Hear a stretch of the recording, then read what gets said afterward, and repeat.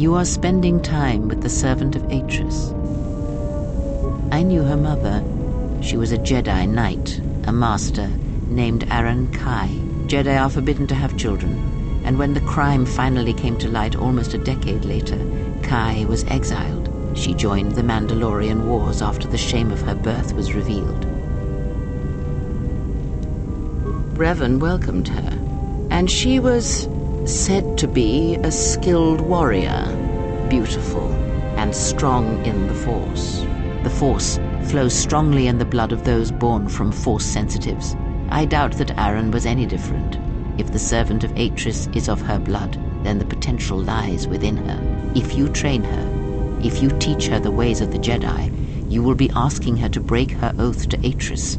It would be best not to train her, and let the bloodline die with Telos.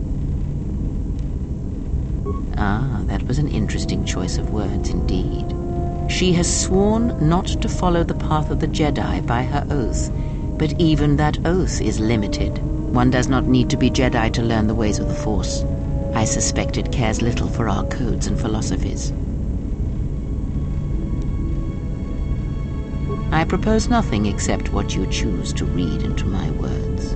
But no, I would not advocate such teachings either. I am only saying that she has sworn not to follow the teachings of the Jedi, and that is a curious distinction in her oath. But we were speaking of the servant of Atris. I would caution you to be careful of your interaction with her. She is not as tempered as you. You must train yourself first. The time will reveal itself. Yet if you persist as you have, building her trust, then you will be training her, whether you know it or not, until the choice is hers, not yours. Before you go, a word of caution. Spend time with her if you must, but recognize where your true loyalties lie, to the galaxy and yourself. Lectures? No, merely an observation. And obviously I was mistaken. Never have you wondered what it would mean in the Echani rituals if the two of you sparred and fought, and you won, completely and utterly. If perhaps she would give in, surrender herself to you. Few are the thoughts that can hide in the shadows of your mind. Exile, and such passions are not strength, but erosion.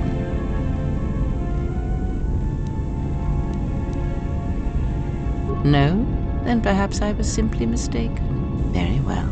I shall keep such judgments to myself. Yes? I think you are ready for the final tier I wish to teach. You have made much progress. For this you may use any melee weapon and any shields you possess, but nothing else. No Jedi saber, and no other items. We shall begin this final lesson then.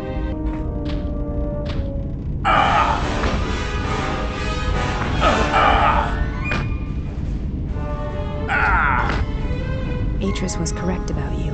You know war, its motions and currents. There is nothing more I can teach you.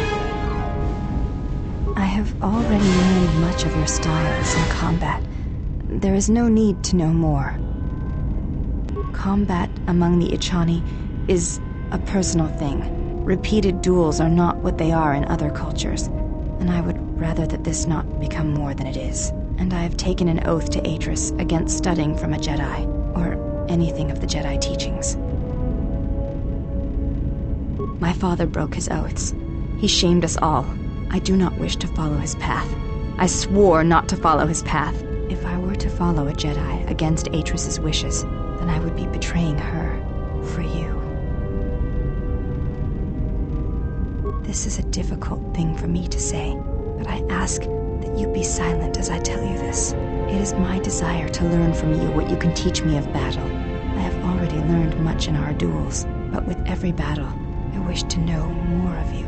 Your stance, your movements, I can sense shades of meaning and an echo of something I have yet to experience. Atris said that you were the only Jedi to have survived the Mandalorian Wars, that you had stared into the heart of war and only turned away because you were forced to. I do not believe her. I believe that you made a choice, as my father did, and that is important to me. more than you know. And you are important to me more than you know. I will accept whatever you wish to teach me, though it breaks my oath to Atris. What of her? As I said, I knew little about her. This is already known to me. Why are you telling me this? I think I have always known this.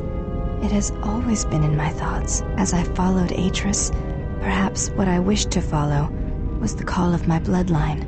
Of my mother, I have felt incomplete, hollow since her loss at Malachor 5. And with your help, perhaps this wound might be healed. And so it ends. I want you to teach me to wield the Force as my mother did, to fight those that would threaten us, and end them. I wish to follow you, not Atris. It is you I wish to serve. Teach me. I shall not fail you. I will not let you down, Exile. I will honor you as I honor the face of my mother.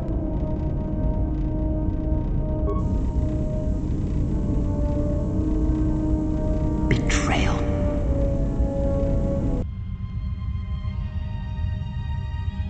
Betrayal.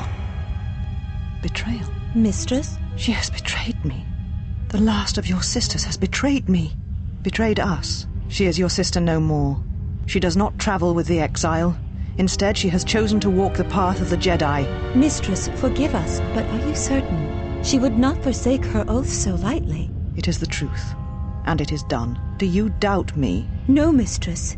It is you who saved the Jedi upon Dantooine, who have collected their knowledge and hid it here to protect it. But why? How did she fall? It is a sign of his corruption, and perhaps hers as well. He will train her, and she will be flawed.